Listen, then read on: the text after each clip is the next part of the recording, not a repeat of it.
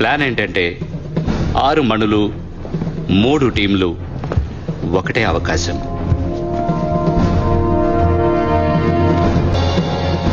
ఐదేళ్ల క్రితం మనం ఓడిపోయాం.